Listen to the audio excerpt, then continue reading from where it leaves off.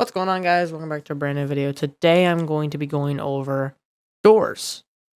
And how do you make a good door that moves along a hinge point? A specific point of the area that will spin and will open the door. How do you do that? Well, I'll show you. Alright, so first thing you're going to need to do, just make a 1x1 part here. Scale it up. Now, you're going to call this hinge. You're going to copy and paste this. But you're going to extend this. This is the actual door itself. I would recommend actually kind of putting it inside of itself. That way you can do that and just call this door. You can also just make this just 0 size. It doesn't really matter how big it is as long as it's facing upward. As long as you can even take a particle emitter and have it go through top to see which direction is top, and that's top. So now what you're going to want to do is you're going to go here, just make it whatever you want to make it look like. I'll just make it wood and this. All right. Now, I'm going to take these two, group them together. Call this door. Put a script inside of here, and we're going to make a few variables. Local TS, which is for tween service, equals game :get service tween service. So now we have tween service. Now we're going to do local TI equals tween info. So obviously it stands for tween info dot new. Then we're going to do the speed that we want. So this is how fast the animation is going to play. We're going to do 0. We're going to do 1. So it's going to take 1 second to finish it. Easing style. This is up to you. There is a Roblox wiki page with the all the easing styles and what they look like, but it's through GUI. You can still kind of get a good representation of what it will look like. I'm going to use Sign for this because it looks nice. Actually, no, I'm going to use Cubic because it looks kind of good.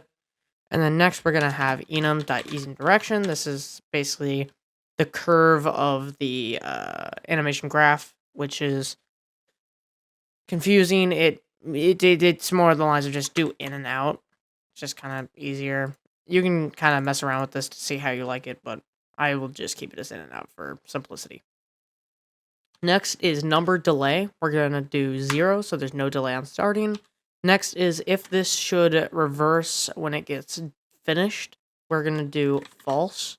And then we're going to do this, I believe. Oh, no. This is the repeat count. And then this is the delay, 0. This is if it should repeat or not, and this is the repeat count. If you want it to go infinitely, you can do -1. So if this is like a back and forth item, this will go infinitely. Or I'm pretty sure you can just do math.huge, but that's not very smart to do. It's not very performant. And obviously false because we're not repeating it. All right, next up we're going to do function tween. And we're going to do our no parameters. We're just not going to have any arguments. We're just going to do, actually we're going to do object. So the object to tween. So we're going to do TS :create object TI and then the properties. So we're going to actually add an extra one and we're just going to call it properties. We're just going to do properties. And then we're going to do :play. Another thing that you could do so that if you want to do a function, whether or not this gets complete, you can actually do, you can make a local anim equals this, and then you can just copy that, and you can just do anim play, and then you can also do return anim, so that way you can get the current everything about it. And down here, you're gonna do while wait 5 seconds due, so this will repeat every 5 seconds, and we're just gonna do tween script up parent.hinge. Oh yeah, also I would recommend hinge door. There's a plugin. I'll put it in the description. It is constraint editor. If you don't want to use the one that I put in the description, if you don't trust it, then you can go to Roblox plugins search bar and then just type in constraint editor. I'm pretty sure it's called. Let's see here. Yep, constraint editor. It's by Wonderwolf. You should be able to find it pretty quickly. So you're going to weld these two together. You're going to select the hinge, then the door. You could probably do this via script, but I don't recommend it just for simplicity purposes. All right, now that that's set up, we're gonna remember to anchor your hinge and also make it can't collide off. All right, now we can continue. And then our properties, so we already have our hinge and then we need our properties. So our properties will be a table, so hit the squiggly brackets next to P, and then you're gonna do C-frame equals script parent dot hinge dot C-frame times C-frame dot angles 0, 90, 0.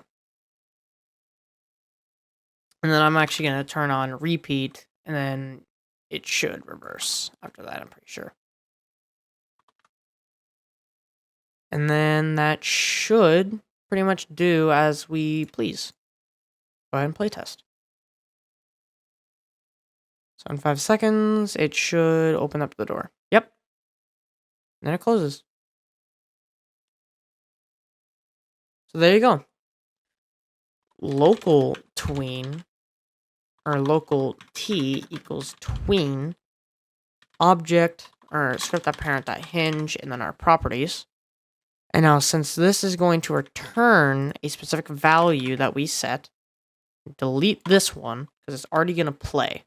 You can do tween dot, I think it was completed, connect, colon, wait.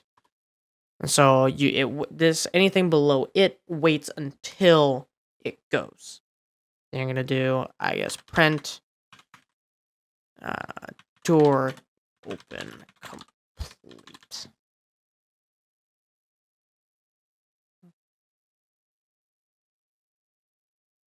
And door open complete. Door open complete. All right. Yep. So that works perfectly fine.